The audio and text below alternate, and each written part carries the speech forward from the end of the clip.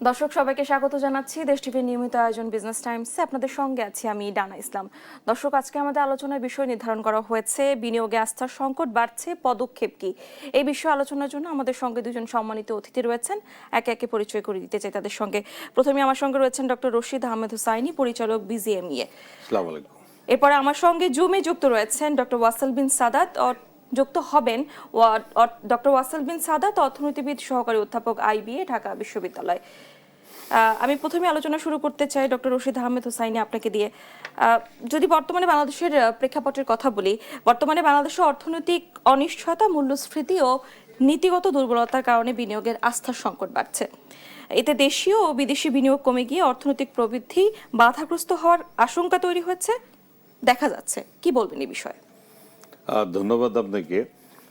বাংলাদেশের অর্থনীতি নিয়ে আমরা অনেক সময় কথা অনেকেই বলেছে, অর্থনীতিবিদরা বলেছে, সরকারও বলছে, আমরাও বলতেছি। আসলে অর্থনীতি নিয়ে যে প্রবলেমটা চলতেছিল সেটা আপনারা জানেন যে আমাদের বাংলাদেশের ইতিহাস আমরা খুব নিকট অতীত, যেটা সে নিকট অতীত অর্থনৈতিক অবস্থা অনেক বেশি ভালো ছিল না। কারণ আপনারা জানেন সবাই যে আমাদের বাংলাদেশ থেকে বাংলাদেশ ব্যাংকের রিজার্ভ চুরি হওয়া বা বিভিন্ন ব্যাংকে লুটপাট হওয়া সব কিছু নিয়ে কিন্তু আমরা একটা বৈদেশিক মুদ্রার রিজার্ভ নিয়েও একটা আমরা সংকটের মুখে ছিলাম। পাশাপাশি যখন বৈদেশিক রিজার্ভ যখন কমে যাবে তখন বাংলাদেশের মুদ্রাস্ফীতি বাড়ার সাথে সাথে এবং আইনশৃঙ্খলা যদি পরিস্থিতি ভালো না থাকে তাহলে নতুন ইনভেস্ট হয় না। আর নতুন ইনভেস্ট হওয়ার জন্য দীর্ঘদিন অপেক্ষা করতে হয়েছে আমাদেরকে। সবাই তাকিয়েছিল বাংলাদেশে একটি গণতান্ত্রিক সরকার প্রতিষ্ঠা হওয়ার পরেই আমরা হয়তো বাংলাদেশের অর্থনীতির চাকাটা ঘুরে উঠবে, এটাই ছিল সবার আশা এবং আকাঙ্ক্ষা। সেভাবেই আমরা সবাই তাকিয়েছিলাম, এখনও আছি আমরা আশাবাদী। বাঙালি জাতি আমরা সবাই আশাবাদী, আশা নিয়ে বেঁচে আছি।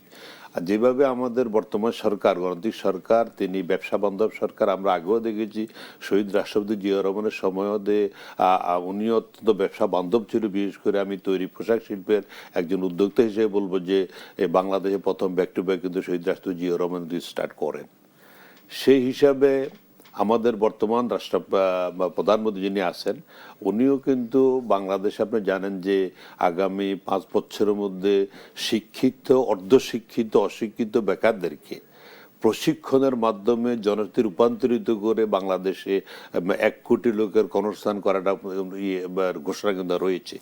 ওই হিসাবে আমরা সবাই কাজ করে যাচ্ছে। আপনি দেখেছেন গতকালকে একটি বেসরকারি উদ্যোক্তার উপদেষ্টা কমিটি গঠন হয়েছে, অত্যন্ত প্রশংসনীয়, যেটা কোনো রাজনৈতিক প্রভাব মুক্ত থেকে, যারা সত্যিকার অর্থে কোনো দলীয় ভিত্তিক বা দলীয় দৃষ্টিকোণ থেকে না তাকিয়ে দেশের স্বার্থে যারা কাজ করে তাদেরকে নিয়েই কিন্তু তিনি এই উপদেষ্টা কমিটি গঠন করেছেন।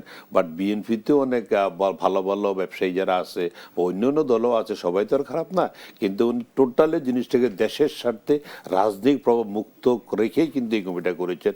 এটা আমাদের জন্য একটা দিগন্তকারী, যুগান্তকারী পদক্ষেপ কিন্তু এটা। আসলে আমাদের এই যে মুদ্রাস্ফীতি এবং আস্থার সংকট যা বলছেন, আস্থার সংকট তো অনেক কারণে হয়। একটা হলো দুর্নীতি বা দেশের অবকাঠামোর কারণে, অনেকেই রাজনৈতিক পরিস্থিতির কারণে অনেকে আস্থা পায় না। এখন যেটা হয়েছে নতুন করে আপনি দেখেছেন যে ট্রাম্পের শুল্ক নীতির পরেই আমরা মোটামুটি বাংলাদেশ সরকারের ঐতিক প্রচেষ্টা এবং আমাদের যে এই আমরা যে আমরা যে ওই গ্রাজুয়েশন, যেটা এলডিসি যাওয়ার যে একটা সম্ভাবনা ছিল এবং বা সম্ভাবনা আছে, এটা বর্তমান সরকার কিন্তু এসে জনগণের পালস বুঝেই কিন্তু এটাকে ডেফার্ট করার কথা বলছি না, আমরা রাখতে বলতে এসেছিলাম। সব দিক মিলিয়ে একটা ভালো পরিস্থিতি আমরা যাচ্ছিলাম। কিন্তু ইতিমধ্যেই আমরা যেটা দেখলাম যে যে আমি প্রায় বলি যে ভাই কেমন আছেন, বলে যে জোর করে ভালো আছি। তো আমাদের এখন থাকার এই অবস্থা চলে গেছে। আপনি দেখেন যে যেটা ইসরায়েল, আমেরিকা এবং ইরানের যে যুদ্ধ, এটা আসলে এই 2-3 দেশের মধ্যে সীমাবদ্ধ নয়, কিন্তু এখন এটা সারা বিশ্ব কিন্তু কোনো না কোনোভাবে কিন্তু ট্যাক হয়ে যাচ্ছে। সেটা হ্যাঁ, সামরিক যুদ্ধ চলতেছে ইরান এবং আপনার ইসরায়েল এবং আমেরিকা, বাট অর্থনৈতিক যুদ্ধ কিন্তু পুরো ওয়ার্ল্ডে চলতেছে এখন। আজকে যেটা আমরা আস্থার সংকট কেন আমরা পড়ে যাচ্ছি, সেটা হলো যে আমরা যারা নতুন বিনিয়োগ করব বা যারা উদ্যোক্তা যারা আসবে, তারা তো আগে চিন্তা করবে তারা একটা ফিজিবিলিটি রিপোর্ট তৈরি করে, যে ফিজিবিলিটি রিপোর্টে বলে দিচ্ছে তুমি যে ব্যবসায় যাবা বা যে ইনভেস্টটা করবা এটার সামনে ভবিষ্যৎ কি কি কি প্রতিবন্ধ আসতে পারে, কি কি সফলতা আসতে পারে। সফলতা আমরা দেখি স্টার্ট করে, কিন্তু এখানে প্রতিবন্ধ ঠাস করে চলে আসে যেটা আমাদের হাতে নাই, যেটা একবার হলো ট্রাম্প শুল্ক নীতির কারণে, এটা ক্যাটেগরির সাথে চলে আসলো এখন এই মধ্যপ্রাচ্যের যুদ্ধ যে ঢামাডোল। আজকে দেখেন এই যুদ্ধের কারণে অনেকেই হয়তো বলেছে যে এটা অত বেশি প্রভাব পড়বে না। আমি যে জিনিসটা ব্যাখ্যা করতে চাই যে প্রত্যেকটা আমরা সাপ্লাই চেইন বলি। আজকে আমাদের বাংলাদেশ জ্বালানি মানে জ্বালানি এক্সপোর্ট ইনপোর্ট নির্ভরশীল আমরা। সো আমাদের বাংলাদেশে পর্যাপ্ত জ্বালানির সক্ষমতা বাংলাদেশের নেই, আমরা ইনপোর্টের মধ্যে কিন্তু এগুলিকে আমরা সার্ভাইভ করতে হয়। এটা 4টা ফর্মে থাকে। একটা ফর্ম হলো আপনার দৈনন্দিন চাহিদা মিট আপ করা, আরেকটা এটা হয়তো আমাদের 10 বা 15 দিনের একটা টেনিয়র থাকে, আরেকটা থাকে রিজার্ভ থাকা, সেই রিজার্ভটা তো আরো 15 দিন যদি থাকে, আরেকটা হলো অন প্রসেস যেটা অন দ্য ওয়ে, যে ওই 15 দিন 30 দিনের পর ওইটা এসে আবার রিজার্ভে ঢুকবে, এই চেইনটা। আরেকটা হলো পার্সেস করা থাকে। 4টা সার্কেল ঘুরতে কিন্তু 1.5 মাস সময় এখানে লেগে যায়। আজকে যুদ্ধ শুরু হয়েছে কিন্তু প্রায় 1.5 মাসের মতো, রাইট? তো এই 1.5 মাসের মধ্যে কিন্তু আমাদের যেটা মজুদ যেটা আমাদের চলমান ছিল এটা শেষ হয়ে গেছে, যেটা রিজার্ভ ছিল এটাও শেষ হয়ে গেছে, রাস্তাটা কিন্তু সে ঢুকছে, যেটা বলছে এখনো আমাদের এত পেনিক হওয়ার কোনো কারণ আমরা দেখছি না, কিন্তু ইতিমধ্যে আমরা তো পেনিক হয়ে গেছি। আমি দেখছি না, কিন্তু বাস্তবতা আরেকটা জিনিস। বাস্তবতা কি আমরা দেখেন যে এটা সবাই আমরা জানি, বাট আমি বলবো আমাদের গার্মেন্টস উদ্যোক্তা বা ইন্ডাস্ট্রির পক্ষ থেকে আমরা অনেক দরবার করেছি, অনেক তাদের সাথে নেগোশিয়েট করার চেষ্টা করেছি যে উৎপাদনমুখী বিশেষ করে তৈরি পোশাক শিল্পে যেহেতু আমরা নিরলসভাবে নিরবিচ্ছিন্ন বিদ্যুৎ পাচ্ছি না, আমরা নিরবিচ্ছিন্ন গ্যাস পাচ্ছি না, তাহলে আমরা এটার ব্যাখ্যা হিসেবে ডিজেল জেনারেটর আমরা ইউজ করি। এখানে আমি আরো একটি বিষয় আপনার কাছে জানতে চাই। নির্বাচনের আগ মুহূর্তে আমরা অনেকে আপনারা বলেছেন যে নির্বাচন পরবর্তী সময় বিনিয়োগের দৃষ্টিকোণ বদলাবে, বিনিয়োগ বাড়বে, আমরা এই বিষয়ে অনেক বেশি শুনেছি। কিন্তু এখন এসে নির্বাচন পরবর্তী সময়ে দেখা যাচ্ছে যে বিনিয়োগের ক্ষেত্রে আস্থার সংকট বাড়ছে। দেখুন, আসলে আস্থার সংকটটা কিন্তু গভর্নমেন্টের পক্ষ থেকেও বাড়ে নাই, উদ্যোক্তার পক্ষ থেকেও বাড়ে নাই। যেমন আপনি দেখেন যে তাহলে আপনি কি বলতে চাচ্ছেন যে মধ্যপ্রাচ্যে যে যুদ্ধের সংকট, মানে যুদ্ধের কারণে বিনিয়োগের উপরে কোনো প্রভাব পড়ছে? এটা তো 100% পড়ে গেছেই। তার কারণ হলো দেখেন আমি যেটা বলছিলাম যে বিদ্যুতের ব্যাপারটা, আমাদের বিদ্যুৎ কুইক রেন্টালটা আমরা সবাই কিন্তু জানি, সেই কুইক রেন্টাল বন্ধ হয়ে গেছে, সেই কুইক রেন্টাল সরকার সাপোর্ট পাচ্ছে না। আর কুইক রেন্টালগুলো চালাতে হলে গ্যাসের প্রয়োজন, তাহলে আমরা গ্যাসও কিন্তু ইনপোর্ট করতে হয়। তাহলে এই যুদ্ধের কারণে শুধুমাত্র তৈরি পোশাক বা অর্থনীতি টোটাল আমাদের সর্ব অঙ্গে কিন্তু ইফেক্ট করতেছে। এইটা শুধুমাত্র যে গার্মেন্টসের বলতেছিলাম যে আমাদের বর্তমান প্রধানমন্ত্রী যিনি এবং বাংলাদেশের গভর্নর যিনি এসে বলেছেন যে বন্ধ কারখানাগুলি খুলে দেওয়া হবে, এ নিয়ে কিন্তু অলরেডি উচ্চ পর্যায়ে আমরা গতকালকে আমাদের বিজিএমের বোর্ড মিটিংয়ে যে সিদ্ধান্ত হয়েছে যে আমরা বিজিএমতে একটা সার্ভে করে কোন কোন ফ্যাক্টরিগুলি বন্ধ খুললে ফিজিবল হবে। অনেক ফ্যাক্টরি বন্ধ কিন্তু কিছুই হবে না, তো কিছু স্থাপনা রয়েছে, অথবা ওই ব্যাংকে ওই ইন্ডাস্ট্রির হয়তো 100 কোটি লাইবিলিটি আছে, আর 500 কোটি 100 কোটির অ্যাসেট আছে, 500 কোটি লাইবিলিটি আছে, সেটা তো খুলে পারা যাবে না। কোনটা ফিজিবল হবে ওরা রিপোর্ট করে যে এই বন্ধ ফ্যাক্টরিগুলি খুলে দিলে, এটা সরকারের নির্দেশ আলোচনার মাধ্যমে কিন্তু হচ্ছে, কমিটি হয়ে গেছে আমাদের, যে আমরা চেষ্টা করতেছি যে এই বিনিয়োগকে বাড়িয়ে বন্ধ ফ্যাক্টরি খুলে কর্মসংস্থান করা, বৈদিক মুদ্রা অর্জন করা, পাশাপাশি আমাদের বর্তমান সরকারের যে কমিটমেন্ট সেটাকে আমরা কত ফ্যাক্টরি খুললে কত ওয়ার্কার সেখানে ডাইরেক্টলি ইনভলভ হবে, কত ইনডাইরেক্ট হবে, এটা কিন্তু বাংলাদেশ সম্ভব। বাংলাদেশে 1 কোটি লোকের কর্মসংস্থান করা কিন্তু কষ্টসাধ্যের কিছু নয়।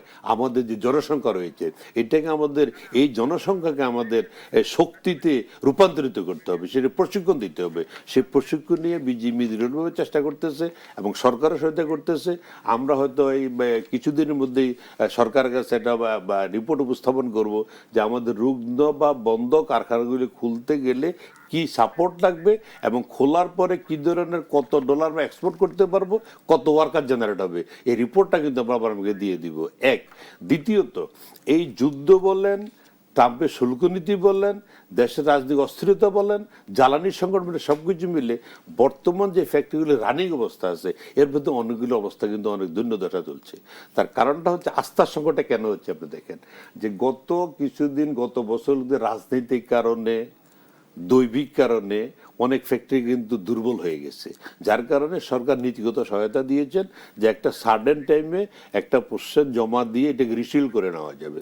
এই রিসিল করার মানেই তো ব্যাংককে হেলদি করা না, এই রিসিল করা মানে হলো ব্যাংকও হেলদি হবে, পাশাপাশি উদ্যোক্তারাও তারা ব্যবসা করে ব্যাংকের লোন পরিশোধ করবে, দেশের কর্মসংস্থানের ব্যবস্থা হবে, বৈদেশিক মুদ্রা হবে। কিন্তু ব্যাংকগুলি কি করেছে, এদের ম্যাক্সিমাম ব্যাংক তারা নীতি সহায়তার অধীনে রিশিডিউল করে ব্যাংক হেলদি হয়ে গেল, কিন্তু তারা মানে পর্যাপ্ত না চাহিদা মতো ওয়ার্কেবল দিচ্ছে না।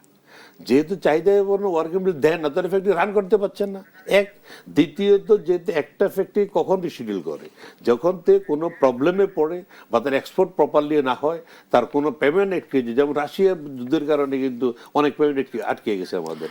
আমি আপনার কাছে আবার আসবো, তবে এবার আমি যুক্ত হতে চাই ডক্টর ওয়াসেল বিন সাদাত, আপনার কাছে প্রশ্ন রাখতে চাই। আমরা কথা বলছিলাম বিনিয়োগের আস্থার সংকট নিয়ে। এই যে বৈশ্বিক অর্থনীতির মন্দা বাংলাদেশের বিনিয়োগে কতটা প্রভাব ফেলছে বলে আপনি মনে করেন?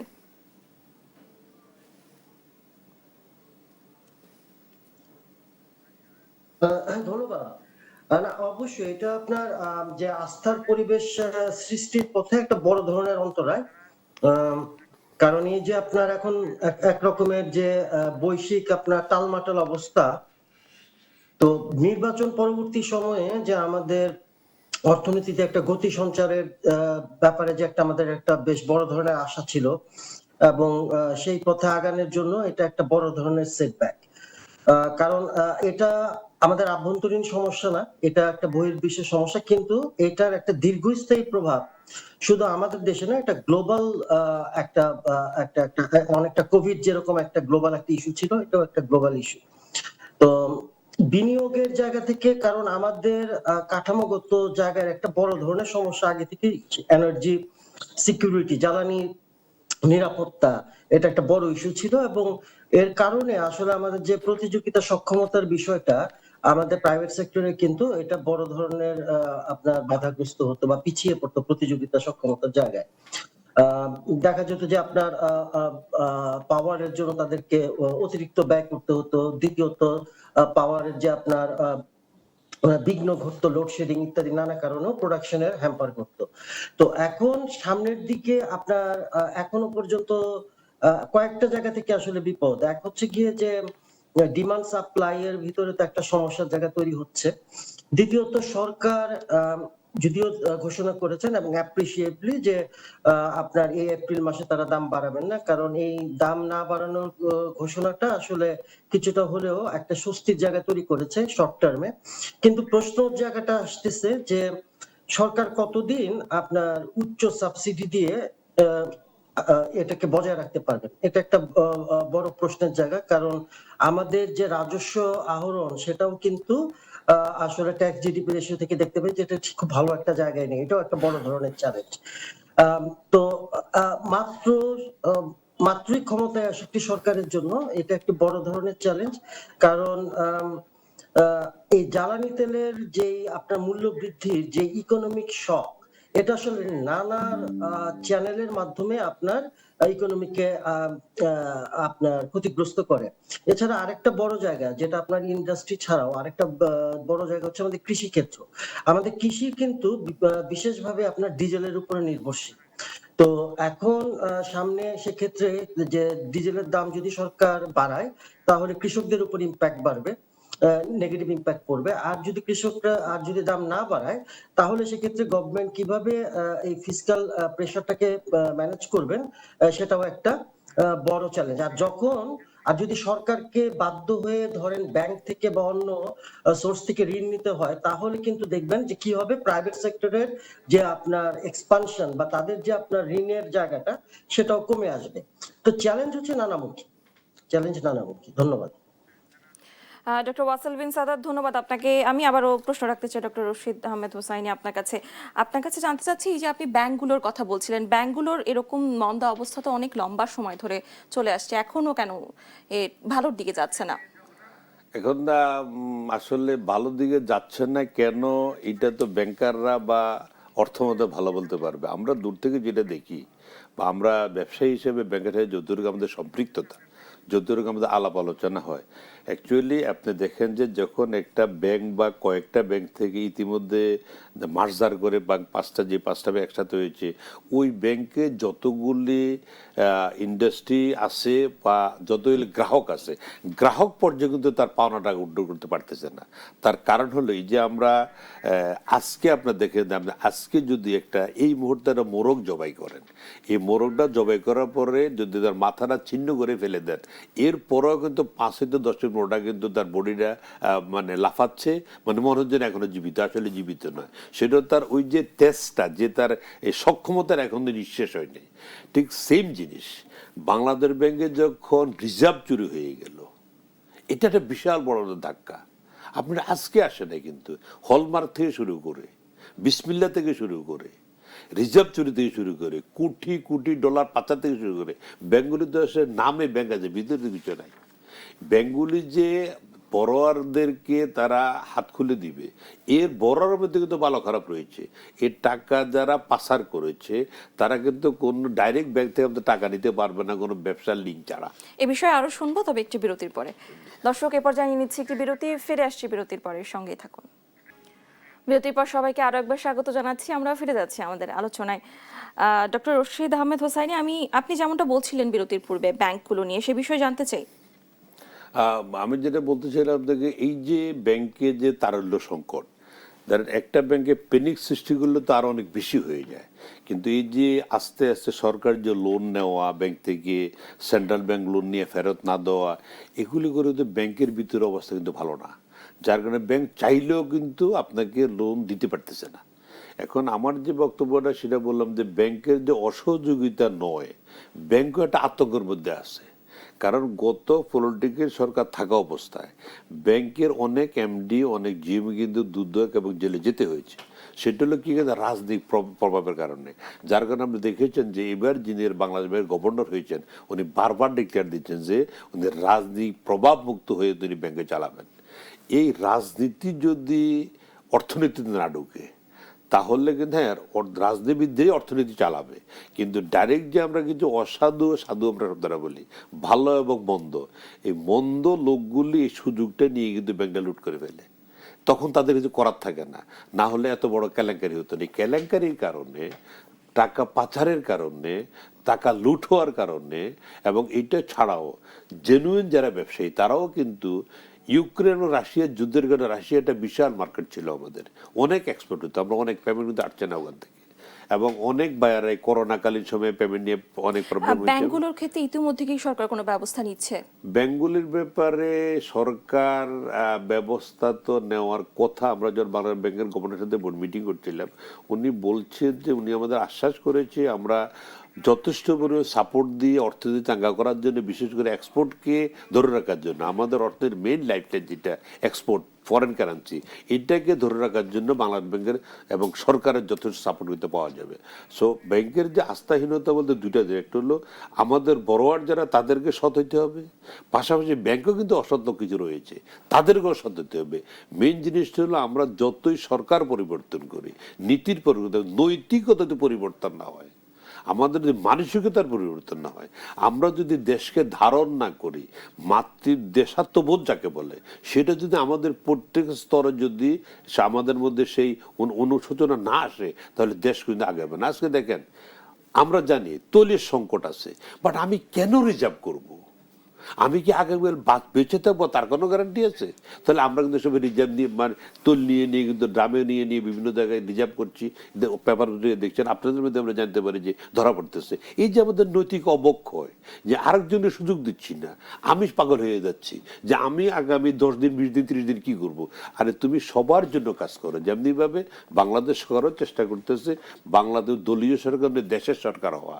আমি বর্তমান প্রধানমন্ত্রী ধন্যবাদ দিব, অনেকগুলি পদক্ষেপ উনি দেশ দেশের স্বার্থে কিন্তু নিচ্ছেন। তো আমি আপনার মধ্যে আহ্বান জানাবো, আমরা সবাই দেশাত্মবোধ জাগ্রত করি। ব্যাংক থেকে হোক, ব্যাংকার হোক, বড়োয়ার হোক, যে যেখান থেকে হোক, আমরা এই যে বৈশ্বিক যে একটা মহামারী আমাদের মধ্যে চলছে, এটা আমাদের সারা বিশ্বে শুরু হচ্ছে।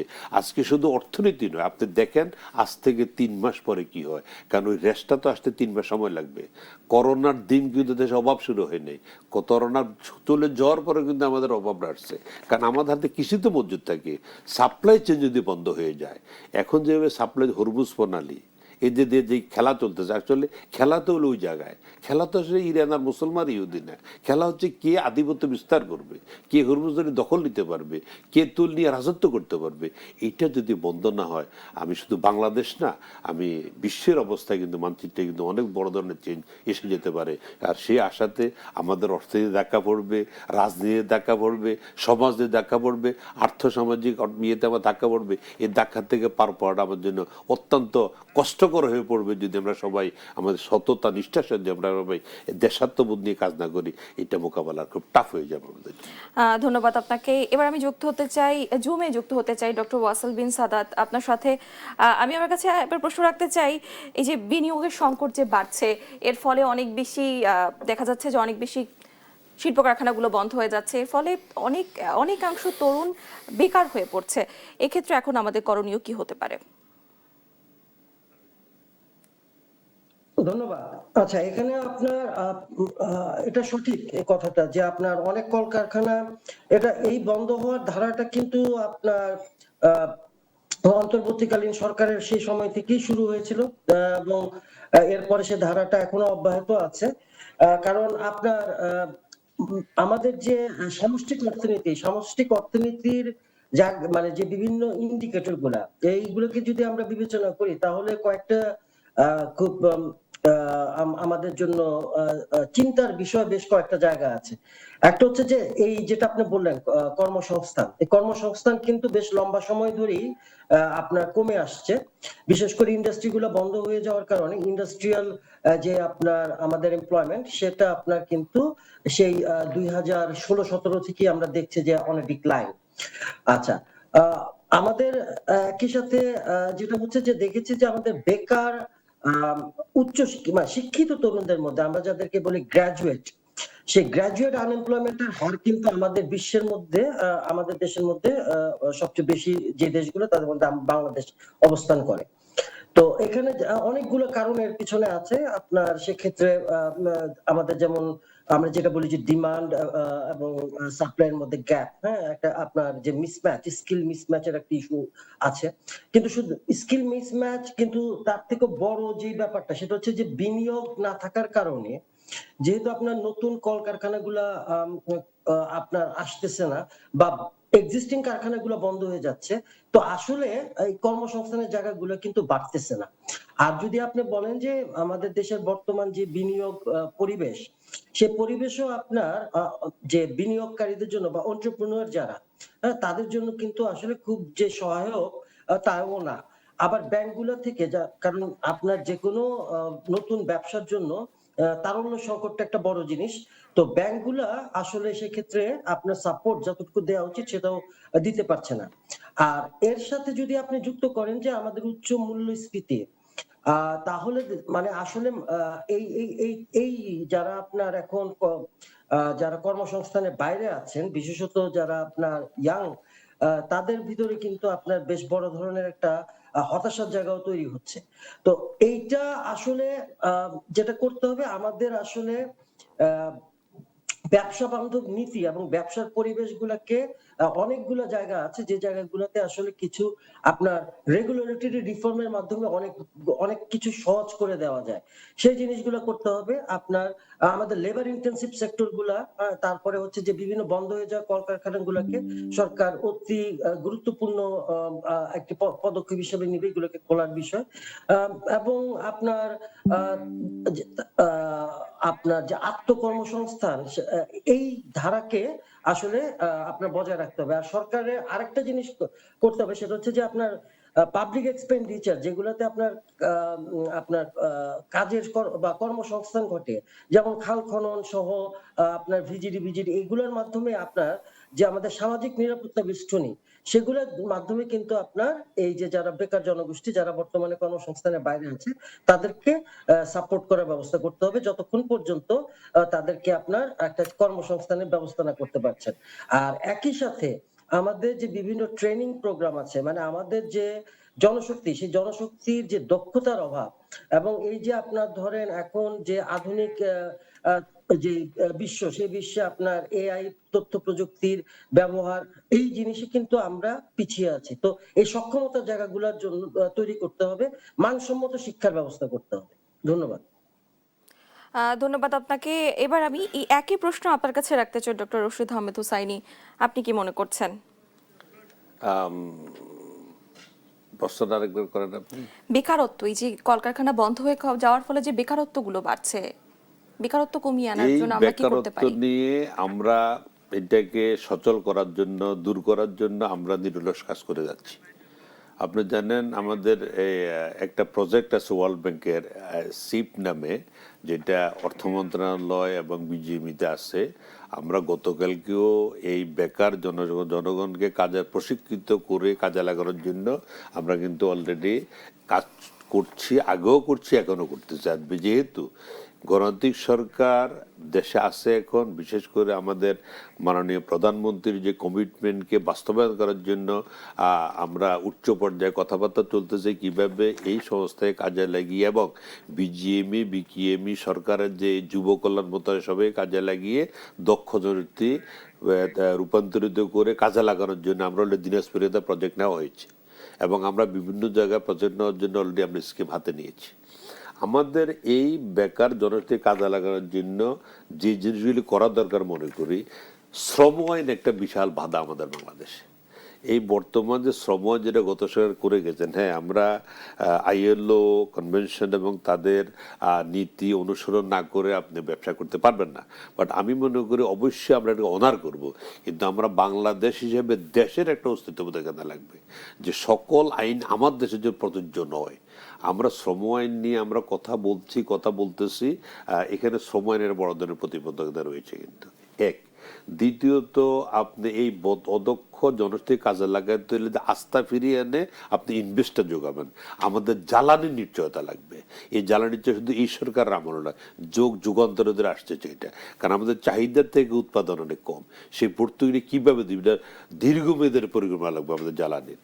তৃতীয়ত মনে করি আইনশৃঙ্খলা, যেটা আমাদের আইনশৃঙ্খলা অনেক উন্নত হয়েছে, এখনো আমাদের আইনশৃঙ্খলা যারা তাদের মধ্যে ওই আস্থা এখনো ফেরত আসে নাই পুরোপুরি, আরো হয়তো আসছে, আস্তে আস্তে আসতেছে। বিশেষ করে 5ই আগস্টের পরে যে আইনশৃঙ্খলা আস্থাহীনতা, যেটা তাদের ওই সাহস পাচ্ছে না, এখন আস্তে আস্তে সাহস আসতেছে, এটা উন্নতিকে যাচ্ছে, এটাকে পুরোপুরি কিন্তু আইনশৃঙ্খলা নিয়ন্ত্রণ আনতে হবে। চতুর্থত আমাদের যে ব্যাংকের মাধ্যমে আমরা ঋণ নিয়ে আমরা ব্যবসা করি, এখানে অনেকগুলো জিনিস আমি ওই দিন বিসিসিআইতে মিটিংয়ে বলেছিলাম, বাজেট আলোচনায়, যে আমরা একটা ফরেন ইনভেস্টর বাংলাদেশে ব্যবসা করে তার লভ্যাংশটা সেইখান থেকে নিবে, সে কিন্তু বাংলাদেশ সরকার আইন মেনে নেয়, ওই নেওয়ার সময় তার যে লভ্যাংশ ওইটার উপর আমরা 10% আইটি কেটে রাখে। এটা তারা কিন্তু এই জন্য উৎসাহ পাচ্ছে না যে আমি লাভের অংশটা নেব, আমি তো ট্যাক্স দিয়েই তো হিসাব করে আমি লাভ লস করতেছি, এই টাকাটা নিব, সেখানে হয়তো আমরা প্রতিবন্ধকতা আছে, এত ট্যাক্স দিতে হবে, এটা আমলাতান্ত্রিক জটিলতা। এই যে আমাদের এবং ব্যাংকের যে উচ্চ, যেটা আমরা বলি যে সুদের হার, এখন ওইটাতে আমি এই মুহূর্তে অনেক বিতর্ক আসবে যে উচ্চ সুদের কেন হচ্ছে। ওই যেহেতু অনেকগুলি কথা আমাদের যে গত সরকার বলেন, লুটপাট বলেন, হলমার্ক বলেন, বিসমিল্লা বলেন, আড়জবিল্লা বলেন, যাই বলেন, এগুলি লুটপাট তো হয়েছে, অস্বীকারের সুযোগ নেই। তো এই সমস্ত কারণে তারল্যের সংকটে তারা কিন্তু কমাতে পারছে না, তাহলে তারা কমাতে না বলে আমানত করে টাকা দিতে পারছে না। আমরা আরো শুনবো, তবে আরো একটি বিরতির পরে। দর্শক, এ পর্যায়ে নিয়ে নিচ্ছি আরো একটি বিরতি, ফিরে আসছি বিরতির পরে, সঙ্গেই থাকুন। বিরতির পর সবাইকে আরো একবার স্বাগত জানাচ্ছি। আপনারা দেখছেন বিজনেস টাইমস। আমরা ফিরে যাচ্ছি আমাদের আলোচনায়। ডক্টর রশিদ আহমেদ হোসাইনি, এবার আমি জানতে চাই, এই যে সাম্প্রতিক অর্থনৈতিক পরিস্থিতি আমরা আপনি প্রথমে বলছিলেন যে বিনিয়োগে অনেকভাবে প্রভাব ফেলছে, এ থেকে উত্তরণের চ্যালেঞ্জগুলো সম্পর্কে জানতে চাই। এটা একটা জটিল প্রশ্ন।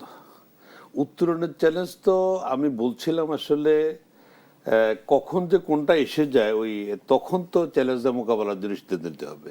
বাট আমরা আপাতত দেশে যে বলছিলাম, আমার আগের কথা ধারাবাহিকতা আমি আসি, যে কর্মসংস্থান যদি বাড়াতে হয়, বেকার সমস্যা দূর করতে হলে আমাদের এটাই তো উত্তরণ, দূর করা মানে উত্তরণ। তাহলে আমি যে বলে যাচ্ছিলাম যে আমাদের উচ্চ সুদের হার, যে উচ্চ সুদের হারকে যে কোনো ফরম্যাটে ফেলে যদি এটাকে কমানো না যায়, তাহলে বাংলাদেশের জ্বালানি সংকটে থেকে, এই জ্বালানির সংকট শুধুমাত্র উৎপাদন করতে পারছে না যে এখানে সীমাবদ্ধ নয়, এটার সাথে পরিবহন সম্পৃক্ত, এর সাথে বাজার বা মধ্যম এখানে বাজারের যে জিনিসগুলোর দাম বেড়ে দিচ্ছে, আমরা শ্রমিকের বেতন বাড়াতে পারি, এটা সম্পৃক্ত, অনেকগুলি যে সম্পৃক্ত। আমি যে র মেটেরিয়ালস কিনি ওখানে দাম বেড়ে যাচ্ছে, আমি যে লোকাল যে ধরেন আপনাকে একটা তথ্য এই মুহূর্তে দিতে হচ্ছে যে আমরা বাংলাদেশে বলে যে কত লক্ষ লোক এই ট্রেডে কাজ করে, রাইট? আমাদের বিজিএম এবং বিকিএমই দুটো হলো যারা রেডিমেড গার্মেন্টস এক্সপোর্ট করে। বিজিএমের তথ্য অনুযায়ী শুধুমাত্র এই মুহূর্তে 37 লক্ষ শ্রমিক ডাইরেক্ট বিজিএমির মেম্বার যারা এখানে কাজ করে, 37 লাখ।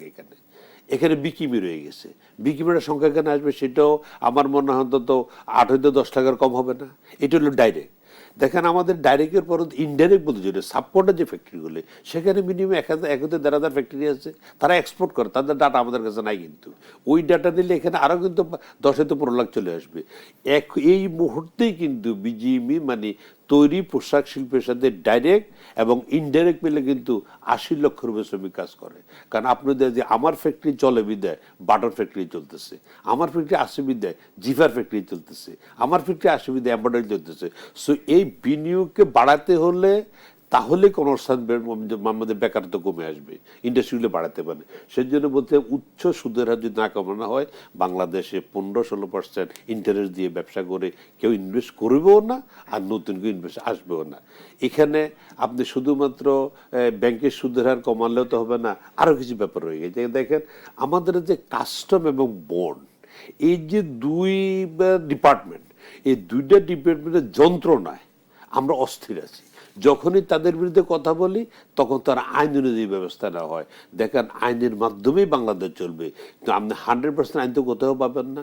আপনি একটা ডকুমেন্টে ইচ্ছা করলে আপনি একটা ফুল স্টপ কেন দেন না, এটা দিয়ে জরিমানা হতে পারে। কিন্তু এমন কিছু ব্যাপার আছে, ধরেন কোনো কারণে একটা এক্সপোর্টার সে একটা মাল আনতে, যে কোনো কারণে মালটা এটা ডিসপিউট পড়ে গেল, ডকুমেন্ট এবং গুছের সাথে পুরোপুরি মিলে না, তখন তাকে জরিমানা করে দিল।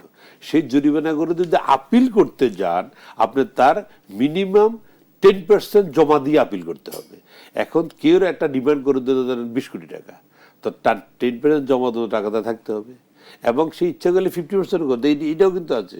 এই যে কাস্টম এবং বন্ডের যদি আমলাতান্ত্রিক জটিলতা কমানো না যায়, নতুন উদ্যোক্তারা কিন্তু আসবে না। আমাদের ইয়াং জেনারেশন যারা, তারা এই ইনভেস্টের ব্যবসা আসতেছে না কেন? শুধুমাত্র আমাদের কাস্টম বন্ডের যে হয়রানি, তাদের যে দৌরাত্ম এবং আমাদের আমলাতান্ত্রিক জটিলতা।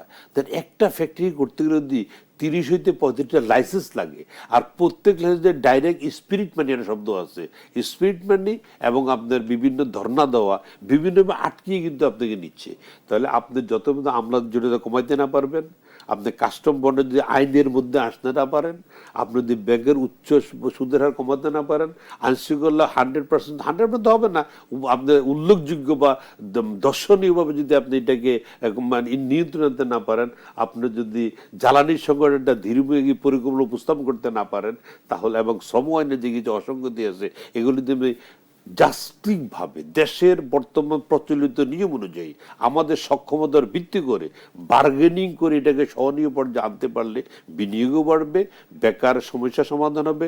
কারণ আমরা নিজেরাই কিন্তু দক্ষ শ্রমিক, দক্ষ জনই তৈরি করার জন্য আমরা বিজিএমই নিরলসভাবে চেষ্টা করতেছে, সরকারও চেষ্টা করতেছে, এবং বিভিন্ন ফরেন সংস্থাগুলো কিন্তু এগিয়ে আসছে। সব জিনিসটা হলো আমাদের সততা এবং আন্তরিকতা।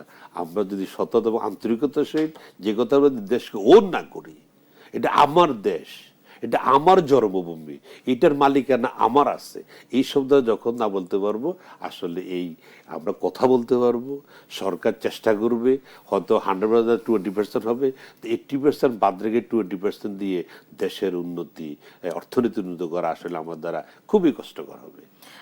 দীর্ঘমেয়াদী টেকসই বিনিয়োগ নিশ্চিত করতে কি ধরনের নীতি প্রয়োজন?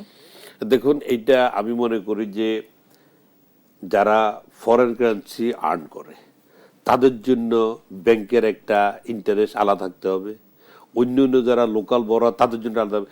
টোটালি যে সিন্ডিকেট করে একটা দক্ষ কমিটির মাধ্যমে, যে তাদেরকে যেহেতু তারা দেখেন আপনি জ্বালানি বলেন আর এলএনজি বলেন ফরেন গ্রেজে আনতে পারবেন না, ফরেন গ্রেজে আনে কে এক্সপোর্টার, রাইট? তাহলে তাদের জন্য আপনি এক্সপোর্টের সুযোগ দিবেন, আপনার রিজার্ভ বাড়বে, আপনি ওখান থেকে আনতে পারবেন। তাহলে তাদের একটা যেমন এইটাকে আপনি কীভাবে উৎসাহিত করতে পারেন দীর্ঘমেয়াদী, আপনি যে ঠিক আছে আমার গ্যাস যারা আমরা দৈনন্দিন লাইনে বাসা বাড়িতে ইউজ করি তাদের জন্য একটা রেট হইতে পারে, আর যারা শুধু এক্সপোর্টেড ফ্যাক্টরি তাদের জন্য একটা রেট হইতে পারে। দেখেন আমাদের এই গার্মেন্টসকে তৈরি পোশাককে কিন্তু উৎসাহ দেওয়ার জন্য একটা ইনস্টিটিউট ছিল, এটাও কিন্তু IMF এর প্রেসক্রিপশন অনুযায়ী এলডিজের কাছে সেটাকে বন্ধ করে দেওয়া হচ্ছে। সেই বন্ধ করে দিলে আপনি উৎসাহ হারাই ফেলছেন, কারণ আমরা তো আসলে 15-20% প্রফিট করে তো সম্ভব না। আজকে অন্য দেশগুলো জ্বালানির পরেও চায়না, ইন্ডিয়া, ভিয়েতনাম তারা কেন পারতেছে? তাদের গভর্নমেন্ট তাদের এক্সপোর্টের জন্য স্পেশাল নীতি করা আছে। তাই মনে করি এটা উত্তরণের জন্য আমাদের প্রত্যেকটা সেক্টরে কোনো ইনজাস্টিস নয়, যৌক্তিকভাবে মানে বিশেষজ্ঞ দিয়ে অ্যানালাইসিস করে হোমওয়ার্ক করে একটা নীতি এই এক্সপোর্টের জন্য আলাদা নীতি করতে হবে। এবং এই নীতি করার জন্য আপনি জানেন পুরান কথা আবারও যেতে হয়, আমরা কিন্তু বলেছিলাম যে আমরা গার্মেন্টসের জন্য আলাদা মন্ত্রণালয় চেয়েছিলাম, আমরা এই প্রস্তাব আপনামে করেছিলেন। আমরা বলেছি এত বড় একটা সেক্টর যেখানে এত লোকের কর্মসংস্থান বৈদেশিক মুদ্রা আসবে, তার জন্য কি একটা মন্ত্রণালয় বাংলাদেশ থাকলে বেশি ক্ষতি হয়ে যাবে? আমি ধরে নিলাম যে নাই পারলেন, ঠিক আছে, অন্তত পাট একটা মন্ত্রণালয় রয়ে গেছে, রাইট? পাট তো আমাদের দেশে এখনো নেই, তো বাতি দিয়ে খুঁজতে হয়। তো পাট মন্ত্রণালয় অথবা শিল্প বাণিজ্য গার্মেন্টস একসাথে লাগান না, লাগালে একটা উইংস অন্তত তৈরি হবে। তাহলে ওই উইংস নিজেদের ওন করবে, তারা এই গার্মেন্টস নিয়ে চিন্তা করতে পারবে কিভাবে বেকারত্ব সমাধান করা যায়। দেন বাংলাদেশ সরকার কিন্তু বিসিক রয়েছে, আমাদের ইফিজিট রয়েছে, এক্সপোর্ট প্রসেসিং জোন আছে, আবার বিসিক আছে। তাহলে বিসিকেও দুইভাবে কাজে লাগানো হয়। দেখেন আমাদের এসএমই আমরা সবাই কথা বলি, এসএমই ফাউন্ডেশন আছে, এই এসএমইকে নিয়ে যদি আমি একটা প্রস্তাব দিতে চাচ্ছি, দিব এটা আমরা, যে আমরা যেভাবে বিসিকে গভর্নমেন্ট আলাদা করেছে, যদি এসএমই যেই ফ্যাক্টরিগুলি আছে আপনি ছোট থেকে বড় হবেন, ছোট থেকে নার্সিং করার জন্য আলাদা জোন করে দেওয়া যায়। যেমন এটা হইতে পারে এইভাবে যে আপনি 20টা এসএমই ফ্যাক্টরি এখানে নিয়ে গেলেন, তাদের জন্য একটা পাওয়ার প্ল্যান্ট করলেন, তাদের একটা পানি শোধনের জন্য ইটিভি একটা করলেন, তাদের সমস্ত ওয়েস্ট ওয়াটার জন্য একটা করলেন, সবাইকে সমানভাবে ভাগ করে দেন একই জায়গায় রেখে, তাহলে কিন্তু এসএমইটা কিন্তু অটোমেটিক দেশের অর্থনীতি বন্ধ রাখবে, কনভার্সন অটো হইতে থাকবে। আর এসএমইগুলি 5 বছর ব্যবসা করার পর তাদের লার্জ আকারে চলে যাবে। এসএমইর জন্য একটা এক্সপোর্ট প্রসেসিং জুনের মধ্যে জায়গা আলাদা করে যদি এটাকে 20 জন 30 বা 50 জন শুধু এসএমইর একটা তোমরা কাজ করা, সমস্ত ইউনিটি ভাগ করে দেওয়া হবে তোমাদেরকে। এভাবে করলে কিন্তু এই আমরা আমাদের আলোচনা একেবারেই শেষ পর্যায়ে চলে এসেছি। তো আমি যেটা শেষ করে যে এভাবে চললে মনে হয় আমাদের যেটা আপনি বলছেন কর্মসংস্থান, বৈদেশিক মুদ্রা, অর্থনীতি অবশ্যই সচল করতে পারবো। আমরা যোদ্ধা জাতি, যুদ্ধ করেছি, আমরা অর্থনীতি যুদ্ধ করব, ইনশাল্লাহ আমরা কামিয়াব হবো। আমরা সরকারের সহযোগিতা এবং সবার সহায়তা কামনা করি। আশা করছি। আপনাকে অসংখ্য ধন্যবাদ আমাদের সঙ্গে আলোচনায় যুক্ত হওয়ার জন্য। আপনাকেও ধন্যবাদ। দর্শক, আমাদের আজকে আলোচনা এই পর্যন্তই। পরবর্তী আয়োজন দেখার জন্য সবাইকে আমন্ত্রণ রইল। ধন্যবাদ সবাইকে।